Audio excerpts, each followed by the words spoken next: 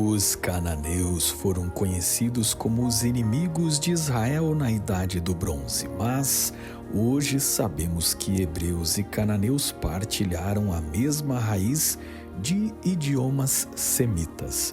Embora os cananeus não sejam na Bíblia descendentes do patriarca Sem, aliás, seu patriarca Canaã foi vítima de uma intrigante maldição descrita na história de Noé. Afinal, quem eram os cananeus e como desapareceram da história? Bem-vindos à série Ancestrais do canal Observatório 7, onde tratamos sobre a origem dos povos, avaliando a tabela dos filhos de Noé em Gênesis 10 e comparando a teologia com a arqueologia, história, antropologia, ciência, filosofia e arte. Curta, compartilhe e se inscreva acionando o sino de notificações para nossos episódios semanais e assista este e os demais vídeos na sequência da série, examinando em playlists do nosso canal este e outros temas. Este vídeo está repleto de generalizações e simplificações e usa imagens meramente ilustrativas, a não ser quando identificadas. E começou Noé a ser lavrador na terra e plantou uma vinha. Bebeu do vinho, embebedou-se e descobriu-se no meio de sua tenda. E viu Cão, o pai de Canaã, a nudez do seu pai. Fê-lo saber a ambos seus irmãos no lado de fora.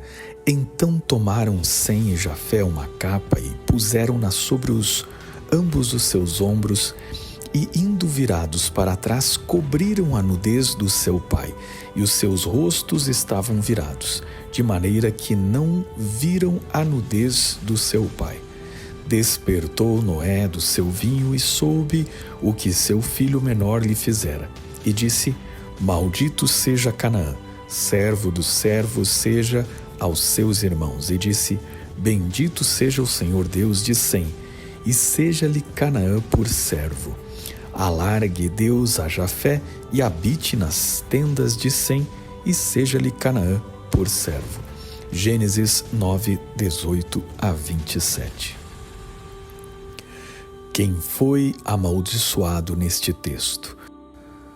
O que realmente aconteceu para resultar nessa maldição?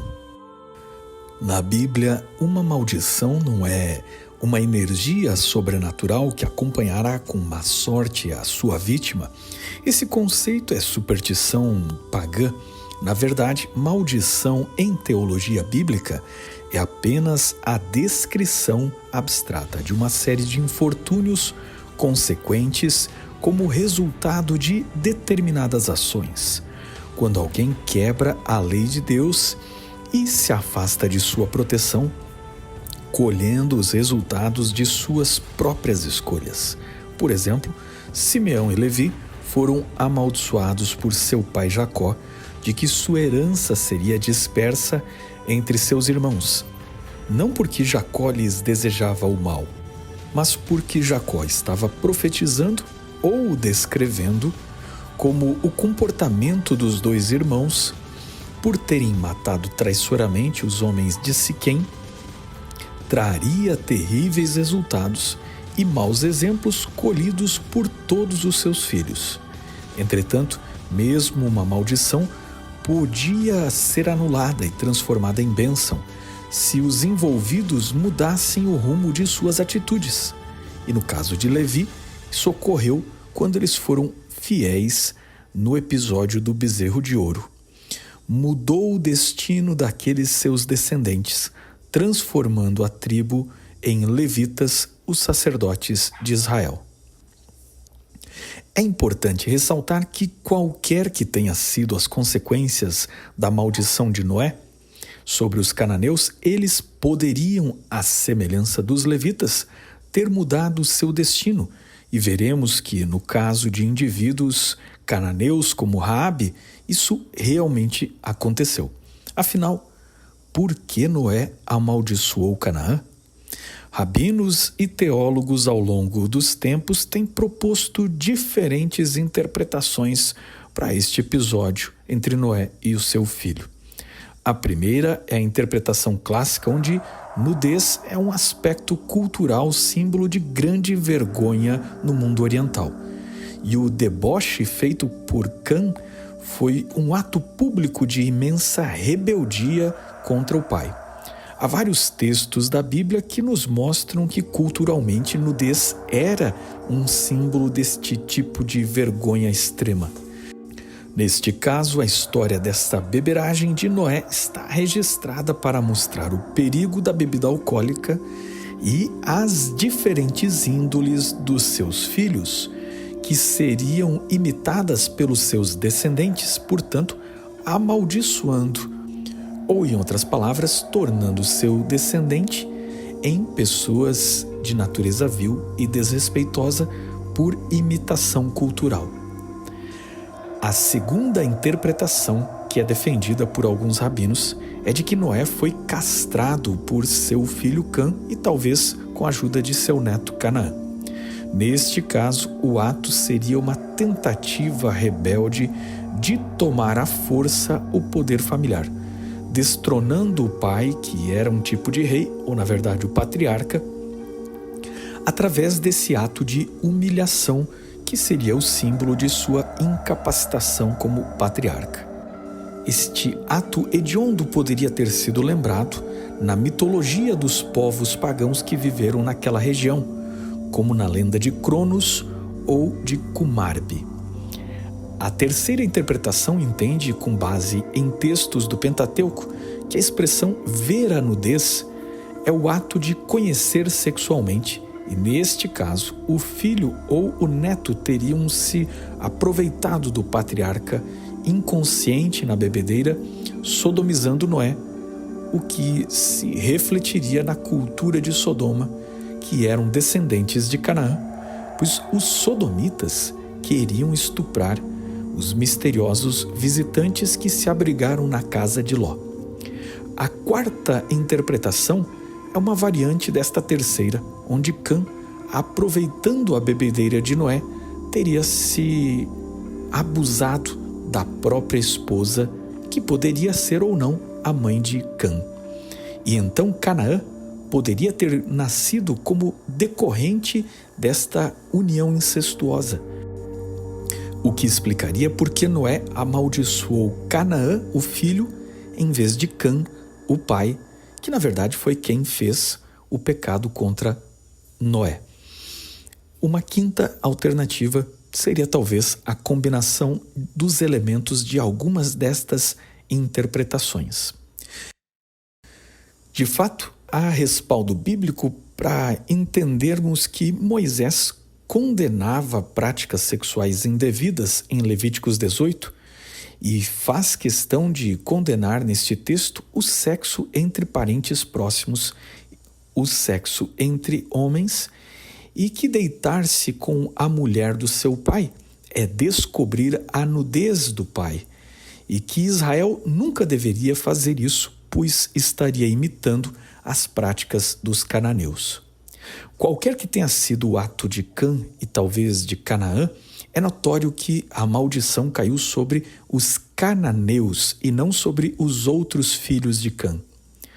Os cananeus eram um povo que, além de não serem negros, eram incrivelmente parecidos fisicamente com os antigos israelitas, o que torna completamente impossível que a maldição de Noé tenha sido sobre pessoas com pele escura. Cananeus são retratados como asiáticos nos murais egípcios e com pele mais clara que o povo do Nilo e ainda mais clara que os africanos. Canaã teve 11 filhos que povoaram desde a Síria, Anatólia, Líbano, Palestina e oeste do Jordão até a Alta Mesopotâmia. Estas tribos sofreram influência dos hititas, mitanes, mesopotâmios e do Egito. E é por isso que o texto diz que Canaã seria servo de seus irmãos. Neste caso, servo do Egito, que na lista dos filhos de Cã é Misraim, e também de Cuxi, o pai dos afro-asiáticos. O texto também diz que Canaã seria servo de Sem, neste caso, dos descendentes dele na Mesopotâmia, como os arameus, os assírios e os caldeus, que subjugaram várias das tribos dos cananeus. E, finalmente, seria servo através dos filhos de Abraão, que era descendente de Sem, e que corresponde como pai dos israelitas, edomitas, moabitas, amonitas, árabes e outros povos semitas hebreus que venceram e tomaram o território dos cananeus. Poderíamos citar ainda que os jafenitas acabaram dominando culturalmente o Império Hitita e Mitanni, mudando até mesmo o idioma destes impérios. E povos jafenitas, como persas, gregos e finalmente romanos, dominaram os últimos cananeus até exterminar a sua cultura. De forma que a leitura atentiva do texto bíblico mostra que a maldição sobre Canaã não tem absolutamente nada a ver com a escravidão em tempos modernos de povos de pele negra. O relato da ruptura familiar entre Canaã e Noé transmite a ideia de que esta linhagem muito cedo se afastou das outras famílias de Noé. Isso pode ser rastreado na arqueologia, pois Canaã desenvolveu sua pré-história simultaneamente com a pré-história mesopotâmica.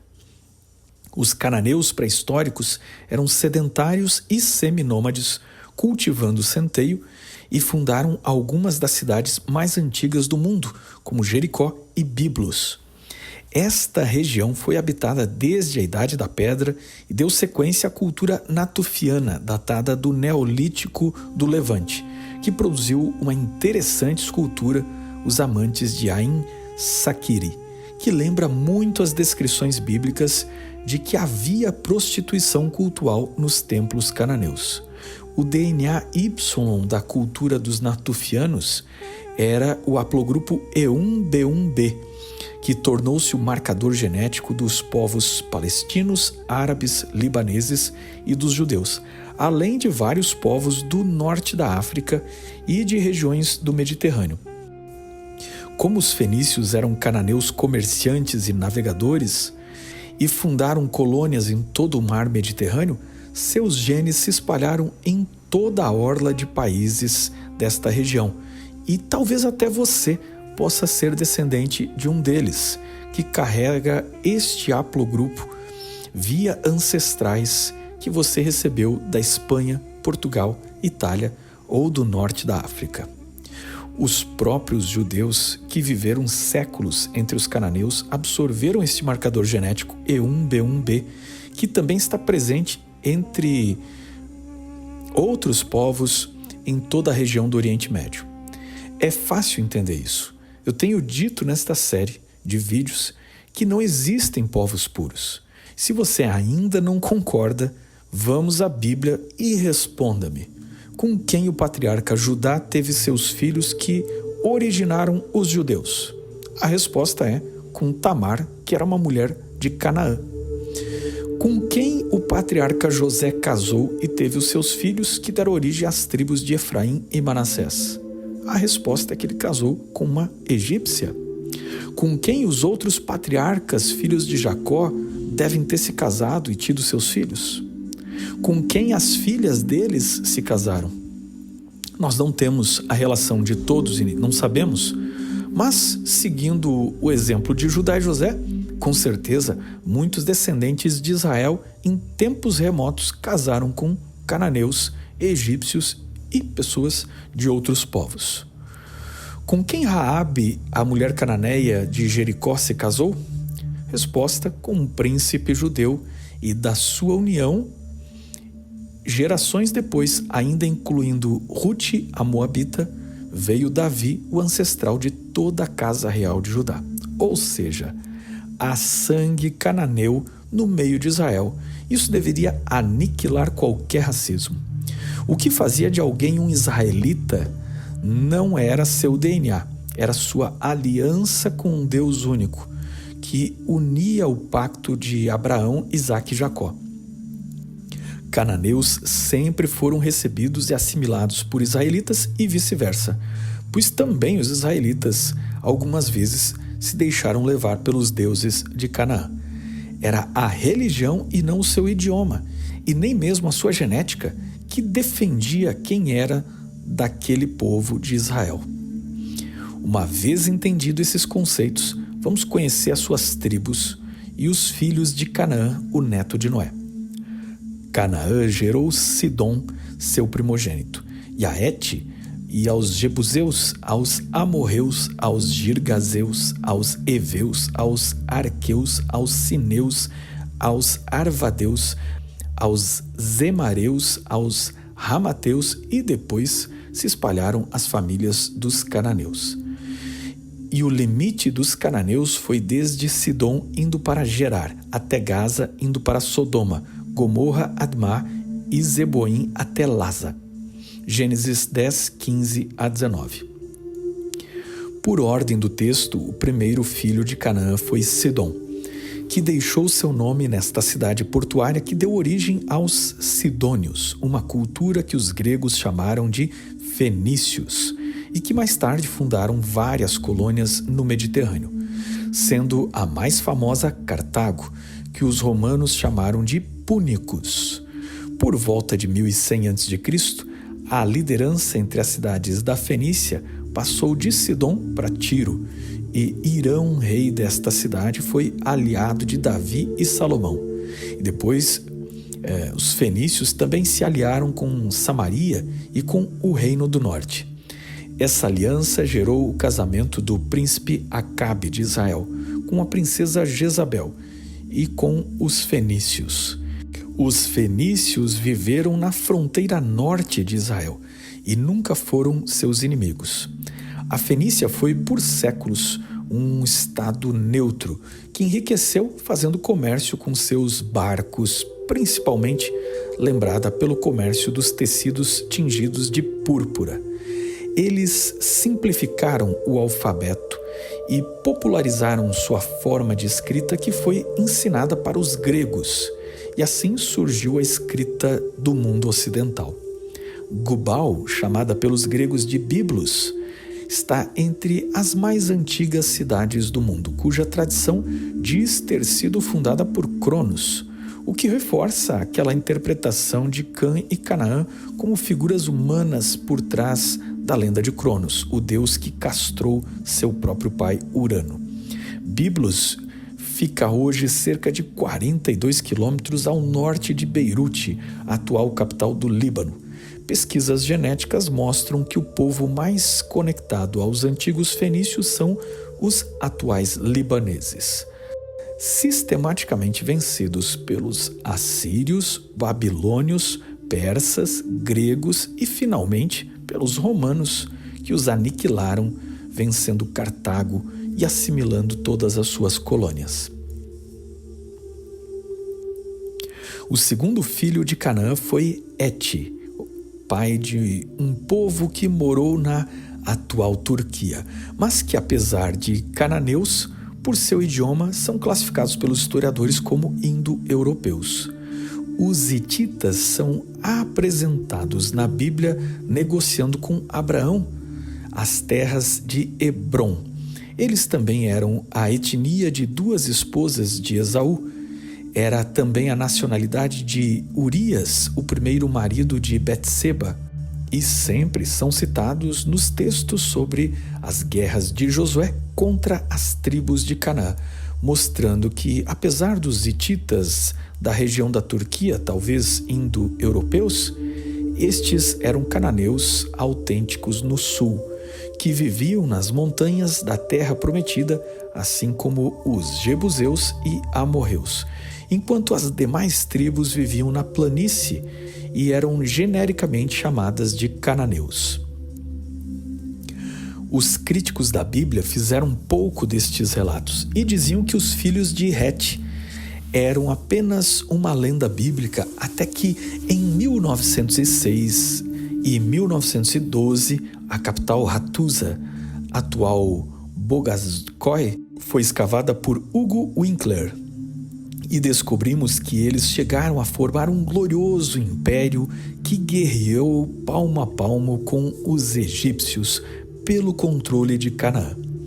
O total desconhecimento de uma civilização tão grande até 1912 nos mostra que nunca devemos duvidar da historicidade das primeiras descrições da Bíblia, ainda que não tenhamos encontrado nada sobre determinado povo ou personagem citado nas Escrituras. Os arqueólogos encontraram os arquivos reais escritos em hitita cuneiforme, além do sistema hieroglifo de escrita que eles usaram. O heteu cuneiforme foi rapidamente decifrado pelo erudito tcheco Bedřich Horonzí em 1915. E vários estudiosos têm desde então traduzido documentos encontrados na sua capital.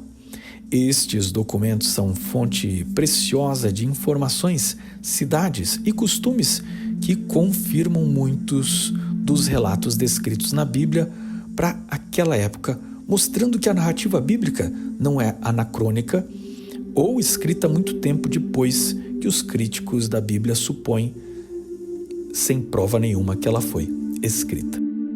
O livro de Juízes cita que hititas estavam vivendo entre os israelitas e seu poderoso império na Anatólia chegou ao fim com as invasões dos povos do mar.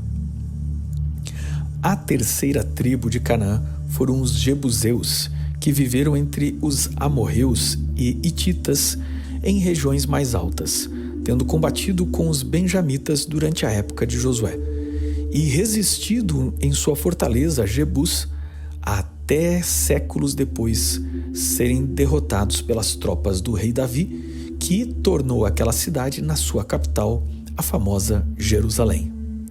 Os nomes dos reis jebuseus conhecidos nas cartas de Amarna e na Bíblia fazem referência aos nomes e deuses hurrianos e hititas, mostrando a cultura e religião comum com estes povos.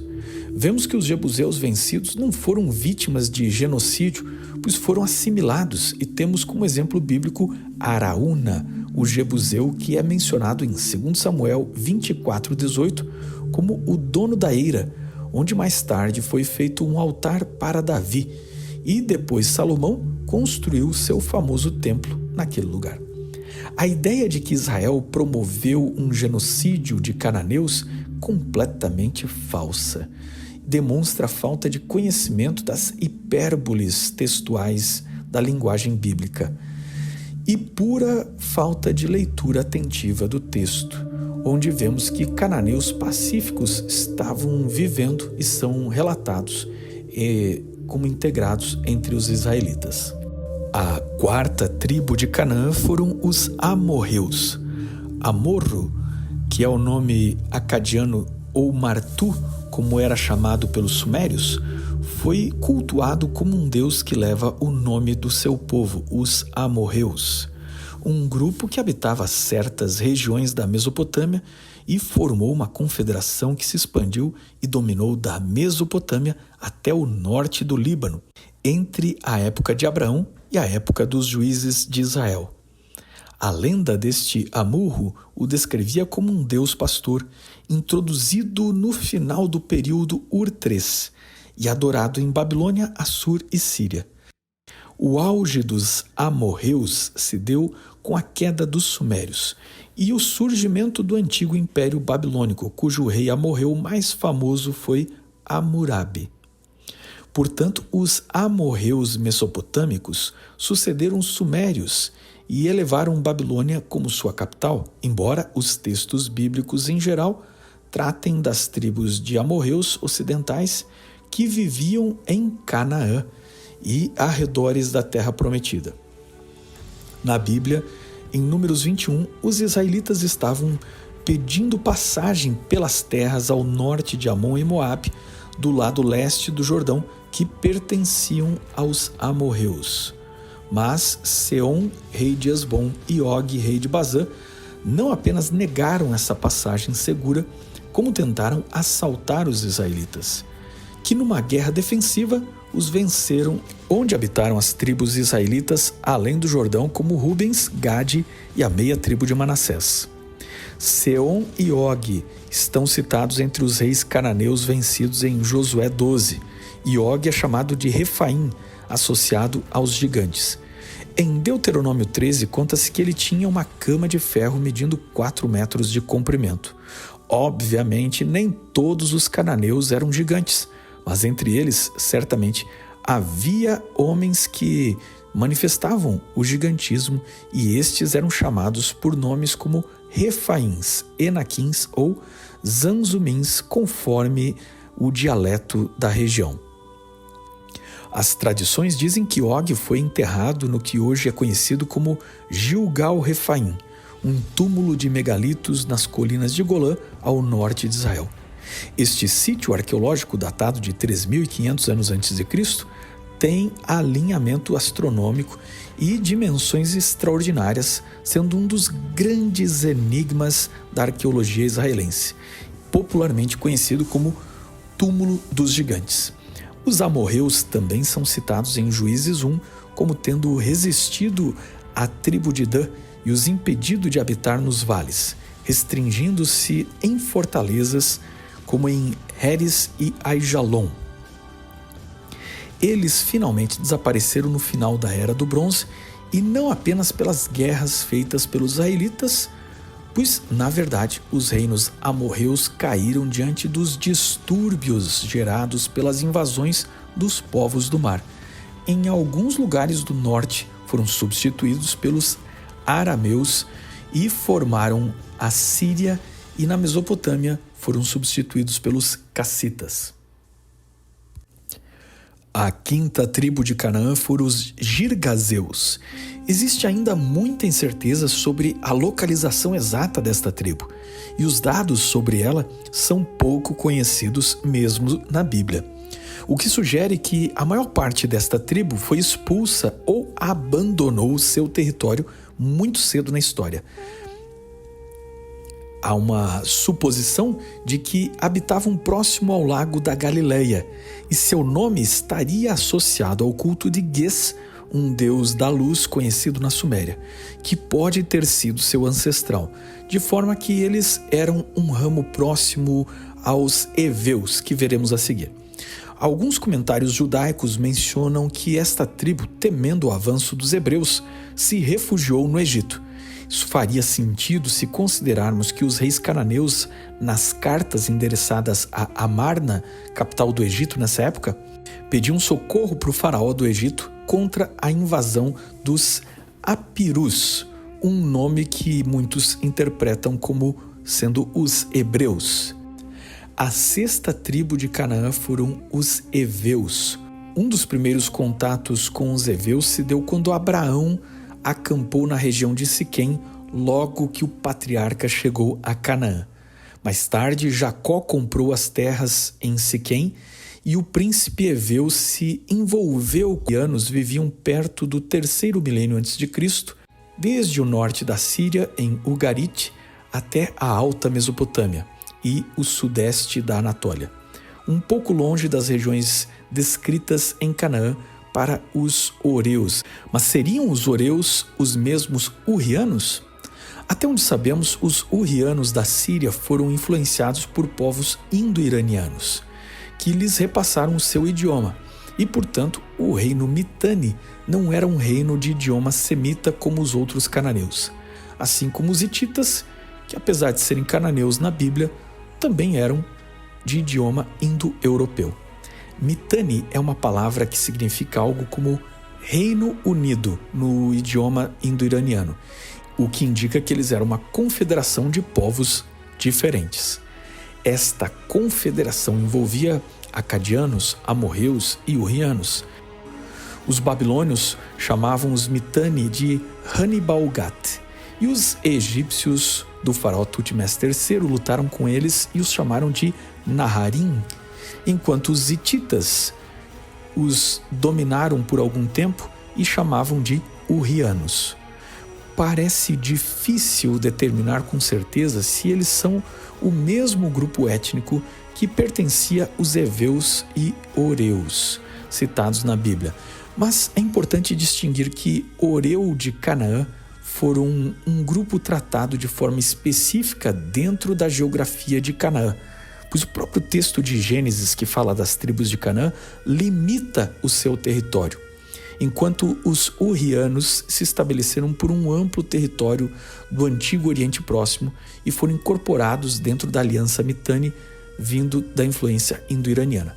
Apesar disso, aparentemente, compartilharam deuses e uma cultura comum com muitos cananeus, o que pode indicar esta relação que procuramos entre Oreus e hurrianos.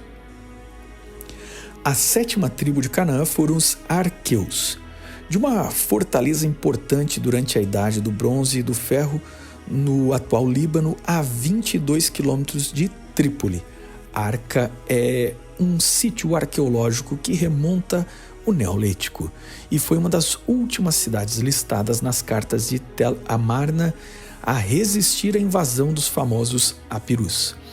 A 8ª tribo de Canaã foram os Cineus, mas não temos certeza se eles eram uma tribo do norte do Líbano, próximo a Trípoli, onde há uma fortaleza com um nome parecido, ou se eram do deserto do Sinai, onde poderíamos associar sim com Sinai, e que estaria no limite sul de Canaã. Qualquer que seja a sua localização, Moisés estava escrevendo sobre povos que existiram e foram conhecidos nos seus dias. Portanto, uma tribo de Canaã deve sempre ser procurada dentro dessa geografia limitada pelos marcos geográficos estabelecidos no texto sobre os cananeus. Algumas destas tribos, por exemplo, devem ter sido os ancestrais que deram origem à cidade de Sodoma e Gomorra, que desapareceram na região do Mar Morto nos tempos de Abraão. Portanto, o desaparecimento de certas tribos dos cananeus pode ser até anterior à chegada dos israelitas naquele território. A 9ª tribo de Canaã foram os arvadeus. Eles eram uma tribo associada aos fenícios, que colonizou a ilha de Arvad, uma pequena fortaleza insular na costa da Síria, que era aliada dos amorreus e foi dominada pelos egípcios de Tutmés III. A 10ª tribo de Canaã foram os zemareus, que talvez seja uma tribo da região da Síria, mas sua localização também é incerta. Champlain os localiza no sopé do Líbano e no norte da Fenícia, nas ruínas de Sumra, entre o Arvad e Trípoli. A 11ª tribo eram os ramateus e estavam associados à antiga cidade de Ramá, que hoje é a 4ª maior cidade da Síria, mas que remonta sua origem ao Neolítico, atingindo o Calcolítico com a cultura Halaf, cuja cerâmica foi encontrada da Síria até a Mesopotâmia, mostrando sua grandeza naquela época, em tempos remotos. Eles estiveram posteriormente sob domínio Mitanni e a seguir dos hititas, até que finalmente foram substituídos pelos arameus, que deram origem aos sírios. O estudo profundo destas tribos de Canaã demonstra que eles eram um grupo muito diverso, com idiomas diferentes além do idioma semita, que partilharam com os hebreus. Em geral, viveram em cidades-estados para se defenderem, porque Canaã era o corredor do comércio entre os povos de 3 continentes.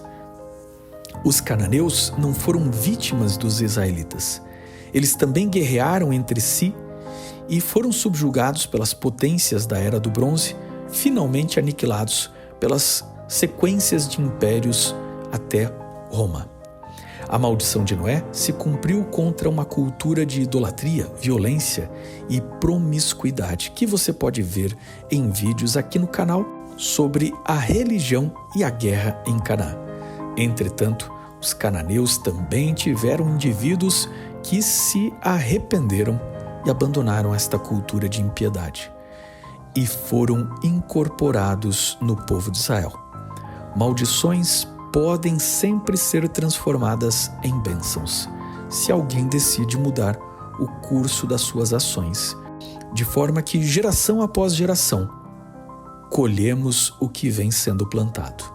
Cabe a cada um de nós mudar ou continuar o ciclo de plantio e colheita das ações que levam aos resultados já preditos pela palavra de Deus.